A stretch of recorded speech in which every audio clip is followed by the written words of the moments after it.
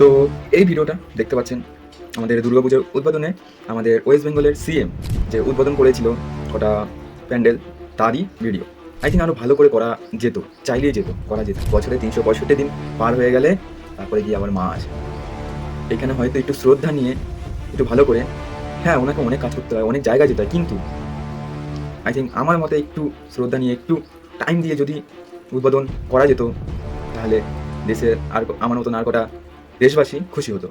দেশের প্রধানমন্ত্রী তার একদিকে উদ্বোধন করেছে, মানে পুজোও করেছে উনি, সেই ফুটেজ, আর একদিকে এনার ফুটেজ।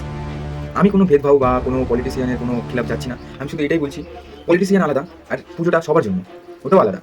আপনাদের কী মত এটা আপনারা কমেন্টে নিশ্চয়ই জানিয়ে যাবেন। সবাইকে দুর্গাপুজোর আন্তরিক শুভেচ্ছা জানাই। জয় হিন্দ, হ্যাপি দুর্গাপুজো।